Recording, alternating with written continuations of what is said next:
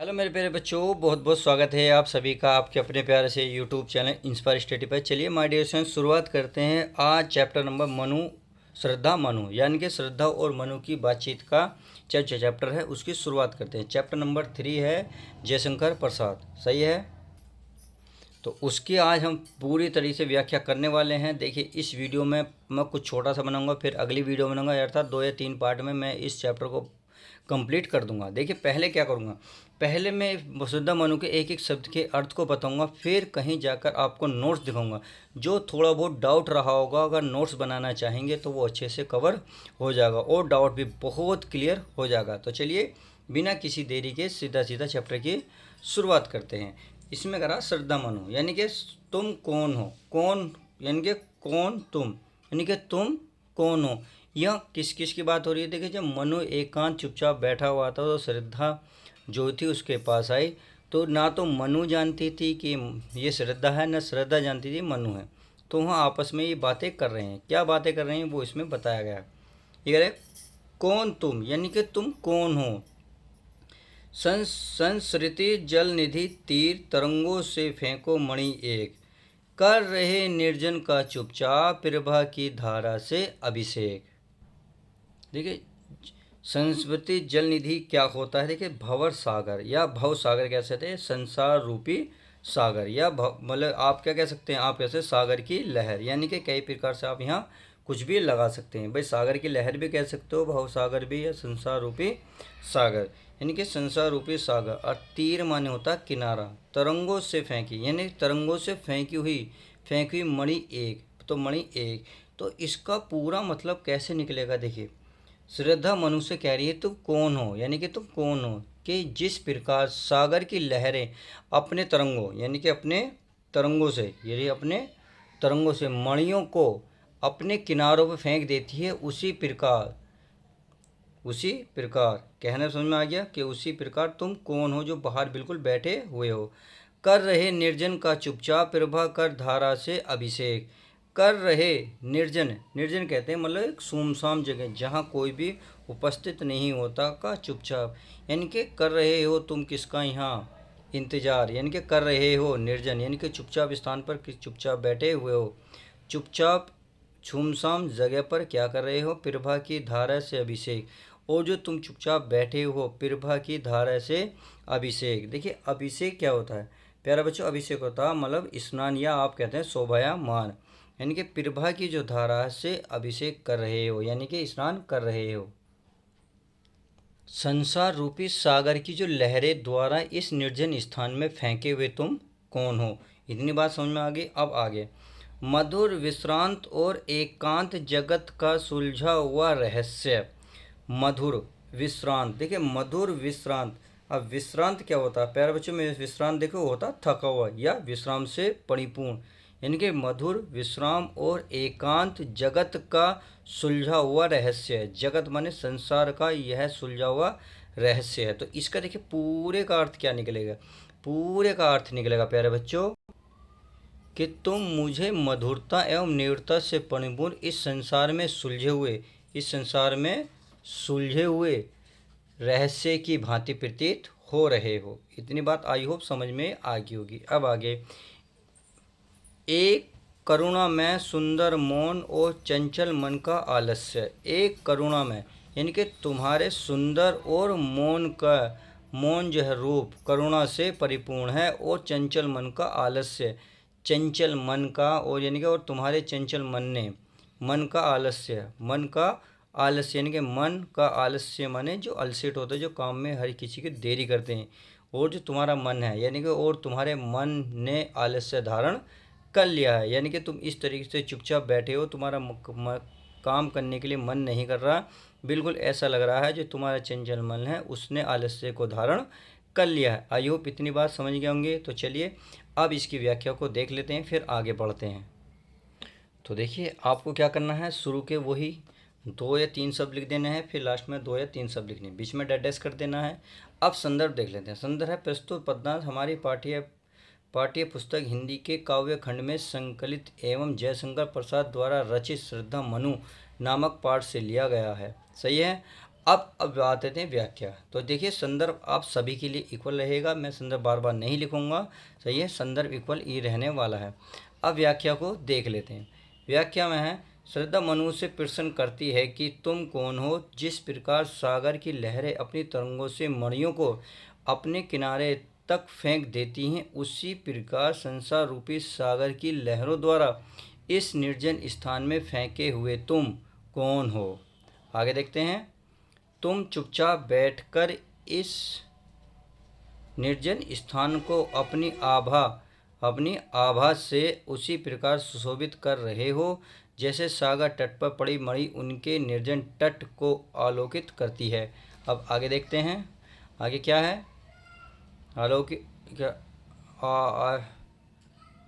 आलोकित करती है। आगे श्रद्धा कहती है कि हे अपरिचित, यानी कि तुम जो कौन हो, तुम मुझे मधुरता एवं निर्भरता से परिपूर्ण इस संसार में सुलझे हुए रहस्य की भांति प्रतीत हो रहे हो। तुम्हारा सुंदर और मौन रूप धारण मतलब मौन रूप करुणा से परिपूर्ण है और तुम्हारे चंचल मन ने आलस्य धारण कर लिया है। अगर देखो वीडियो पसंद आ रही हो तो प्लीज़ वीडियो को लाइक कर दिया करो, क्योंकि बहुत मेहनत कर लगती है इसको लिखने में। देखो समझ तो आप 2-4 मिनट में जाते हो, लिखने में आप खुद सोच सकते हैं कितना टाइम लगता है। तो चलिए, उम्मीद है वीडियो लाइक कर दोगे। अब आप क्या कर लेते हैं, काव्यगत सौंदर्य देख लेते हैं। अगर मैं इसमें भाषा की बात करूँ तो खड़ी बोली, शैली प्रबंधनात्मक, अगर अलंकार रूपक उत्प्रेक्षा, गुण की बात करूँ तो माधुर्य, और सब शक्ति है तो लक्षणा, और छंद की बात करें तो श्रृंगार। आई होप इतनी बात समझ गएंगे। तो चलिए अब आगे बढ़ते हैं। तो चलिए अब आगे देख लेते हैं। यहाँ है, सुना यह मनु ने मधुर गुंजार, क्योंकि हमने यहाँ तक कवर कर लिया। अब आगे, सुना यह मधु ने मधुर गुंजार।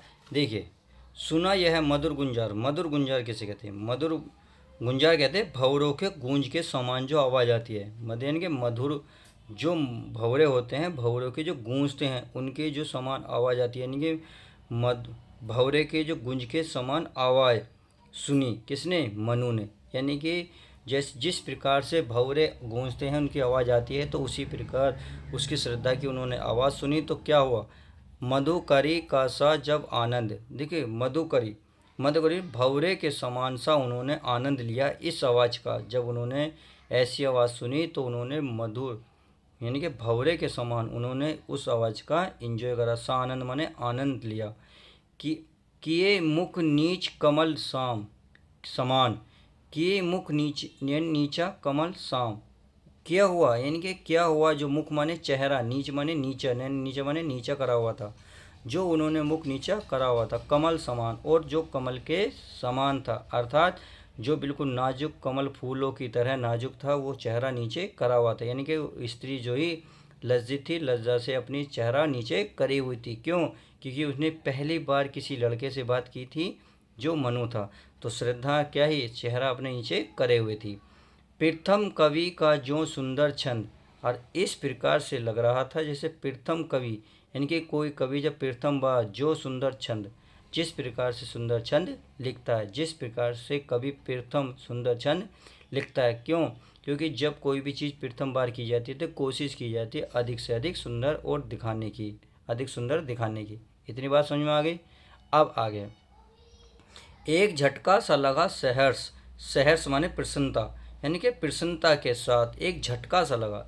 क्यों, क्योंकि उन्होंने एक स्त्री की आवाज़ सुनी, वो सुमसाम जगह में बैठे थे, तो उन्होंने जैसे ही एक स्त्री की आवाज़ सुनी तो एक झटका सा लगा, खुशी भी हुई और एक झटका सा भी लगा।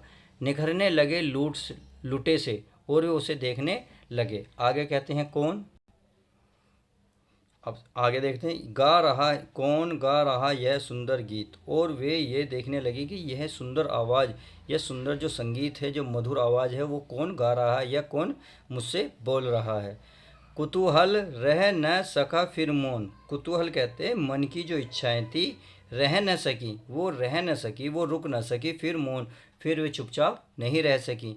यानी कि जो मन की जो इच्छा थी उनकी, वो चुपचाप नहीं रह सकी, वे बोलना उन्होंने फिर शुरू कर दिया। अब क्या हुआ, देखिए, अब मौन तो नहीं रहे, और देखा वह सुंदर दृश्य, और उन्होंने ऊपर जैसे ही नज़रें उठाई तो उन्होंने वह सुंदर दृश्य यानी कि नज़ारा, उन्होंने सुंदर नज़ारा देखा। नैन का इंद्रजाल अभी चलिए पहले हम क्या करते हैं, यहाँ तक प्यारे बच्चों इसकी व्याख्या को कर लेते हैं, फिर आगे बढ़ते हैं। चलिए पहले इसको देख लेते हैं। तो आपको वही सुना यह मनु और सका न फिर मौन, सही है। ये लिखने के बाद संदर्भ आपका पूर्ववर्ती रहेगा। व्याख्या देख लेते हैं। जब श्रद्धा मनु से उनका परिचय पूछती है तो उसकी आवाज़ उन्हें भोरों के मधुर गुंजान के समान आनंददायक प्रतीत होती है। यानी कि उन्हें आवाज़ जो सुनाई देती है तो आनंद देती है।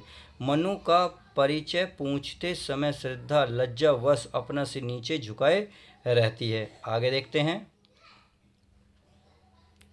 जिसे देख मनु को ऐसा आभास होता है जैसे कोई खिला हुआ कमल पृथ्वी की ओर झुका हो। मनु को उसकी मुख से निकले मधुर बोल कवि के सुंदर छंद के समान प्रतीत होते हैं। आगे देखते हैं प्यारे बच्चों, आगे क्या करें हैं। उस निर्जन स्थान पर श्रद्धा जैसी रूपवती स्त्री को देखकर मनु आश्चर्यचकित हो उठे और उनका मलिन मुख निखर उठता है। श्रद्धा के संगीत को सुनकर उनके मन में श्रद्धा का परिचय जानने की प्रबल इच्छा होती है, जिससे वह श्रद्धा से बोले बिना नहीं रह पाए। यानी कि वह श्रद्धा से बोले बिना नहीं रह पाते। तो चलिए काव्य के सौंदर्य को देख लेते हैं। यह है भाषा खड़ी बोली, शैली प्रबंधनात्मक, छंद है श्रृंगार, गुण है माधुर्य, शब्द शक्ति अभिधा एवं लक्षणा। अलंकार की बात करें तो उपमा, उत्प्रेक्ष और अनुप्रास। चलिए अब आगे देखते हैं। प्यारे बच्चों, यहाँ तक तो हमारा हो गया। तो ये करें। और देखा वह सुंदर दृश्य नैन का इंद्रजाल अभिराम।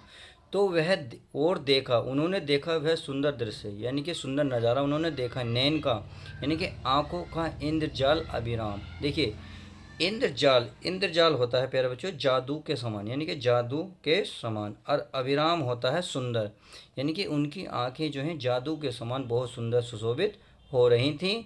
कुसुम वैभव में लता समान। कुसुम वैभव, देखिए कुसुम वैभव होता फूलों से परिपूर्ण लता, यानी कि बेल, फूलों से लदी हुई बेल समान। और जो वह देखने में कैसी लग रही थी, जैसे कोई लता या बेल फूलों से लदी हुई हो। चंद्रिका से लिपटा घनश्याम। चंद्रिका माने चांदनी से लिपटा हुआ घनश्याम। देखिए घनश्याम होता बादल का टुकड़ा। जिस प्रकार से बादल का टुकड़ा चांदनी से लिपटा हुआ होता है तथा लता बेल फूलों से लदी होती है, इस प्रकार से वह श्रद्धा लग रही थी। उनकी आंखों का इंद्रजाल बहुत सुशोभित हो रहा था। अब आगे। दृश्य की अनुकृति बाह्य उदार, एक लंबी काया उन्गुंद। देखिए उन्मुक्त, इसका क्या मतलब है। हृदय की अनुकृति बाह्य उदार, हृदय की अनुकृति। देखिए अनुकृति होती है एक प्रकार से, आप ये कह सकते हैं अनुकृति में क्या बताऊं, एक प्रकार से बनावट कह सकते हैं। हृदय की बनावट बाह्य उदार, बाह्य और उदार थी, यानी कि आप ये कह सकते हैं श्रद्धा की जो चेस्ट थी, यानी कि जो सीना था वो बाह्य तथा उदार था, यानी कि बहुत आकर्षित लग रहा था। एक लंबी काया, और उसकी लंबी काया थी, यानी कि जो श्रद्धा थी वे एक लंबी लड़की थी, लंबी सी काया थी। उन्मुक्त होता आज़ाद स्वतंत्र, यानी कि और तथा वह आज़ाद भी थी, यानी कि घर में कोई रोकने ठोकने वाला नहीं था, घर में कोई न रोक सकता था न टोक सकता था उसे। मधु पवन कीड़ित ज्यों शिशु, साल शोभित हो सौरभ संयुक्त। देखिए मधु पवन, मधु माने बसंत की जो हवा होती है, कीड़ित माने खेल रही है, यानी कि मधुर बसंत की हवा से जैसे शिशु साल हिलता है, सुशोभित होता है। और सौरभ संयुक्त होता है सुगंधित, यानी कि सुगंध से परिपूर्ण। देखिए इसको लाइन को पूरा समझिए। मधुर पवन बसंत यानी कि बसंत की जो हवा होती है, बसंत की हवा से कीर्त माने खेल रहा है, जैसे जो माने जैसे शिशु साल, शिशु माने बच्चा, साल माने साल का पेड़, छोटा पेड़ जो है बसंत की हवा से खेल रहा है। और कैसा लग रहा है, सुशोभित हो सौरभ संयुक्त माने सुगंध से परिपूर्ण सुशोभित हो रहा है। अब आगे देखते हैं। मृगण गांधार देश के नील रोम वाले मेघों में चर्व। अब देखिए उसके जो कपड़े हैं किस प्रकार से, मतलब उसके कपड़े किस प्रकार के हैं। मृगण, देखिए मृगण होता है प्यारा बच्चों, मृगण होता है मुलायम जो उनके कपड़े थे कैसे थे, गांधार देश के। गांधार मतलब गांधार देश, यानी कि जहाँ श्रद्धा रहती थी वहाँ गांधार देश के नील रोम वाले, नीले रोम, रोम माने रुआ जो होता है वाले, मेसो, मेसो माने भेड़ के चर माने होता है चमड़े, यानी कि उसके जो कपड़े मुलायम कपड़े थे वो गांधार देश में पाए जाने वाले भेड़ों, यानी कि नीले जो भेड़ होते उनकी जो नीले रोम होते, नीले रुए होते, उसके चमड़े के तैयार थे। आगे, ढक रहे थे उसका वपुकांत, ढक रहे थे यानी कि ढक माने उसको कवर करना, कवर कर रहे थे उसका वपुकांत, वपु माने शरीर, कांत माने सुंदर, उसके सुंदर शरीर को जो ढक रहे थे। बन रहा था वह कोमल व्रम, देखिए बन रहा था वह कोमल व्रम, देखिए बन रहा था यानी कि और बन रहा था यानी कि सुरक्षा कर रहा था वह कोमल वर्म, ठीक है, वर्म माना था सुरक्षा कवच, सही है, सुरक्षा कवच, और वह उसकी सुरक्षा कवच कर रहा था। आई होप इतनी बात समझ गए होंगे। तो चलिए अब यहाँ तक को हम क्या कर लेते हैं, व्याख्या को देख लेते हैं। अब चलिए इसको भी कर लेते हैं ध्यान से। और देखा वह कोमल वर्म, सही है, आपको इतना लिखने के बाद संदर्भ आपका पूर्वत ही रहेगा प्यारे बच्चों। अब व्याख्या को देखिए, अभी तक आपने वीडियो लाइक नहीं करी तो लाइक कर दीजिएगा, बहुत जल्दी लाइक कीजिएगा। चलिए उम्मीद है लाइक कर दी होगी, नहीं करी तो गलत बात है। देखिए आपके लिए मेहनत करते हैं, क्या आप हमारी मेहनत का फल नहीं दे सकते, आप छोटा सा लाइक नहीं कर सकते। चलिए लाइक कर दीजिए तो बहुत अच्छी बात है। व्याख्या देखते हैं। जब मनु का ध्यान श्रद्धा के रूप की ओर गया तो वह दृश्य उनकी आंखों को जादू के समान सुंदर और मोहक लगा। श्रद्धा फूलों से परिपूर्ण लता के समान सुंदर और शीतल चांदनी में लिपटे हुए बादल सी आकर्षित प्रतीत हो रही थी। उसका हृदय उदार एवं विस्तृत था। वह लंबे कद की उन्मुक्त युवती थी, यानी कि लंबे कद की स्त्री थी।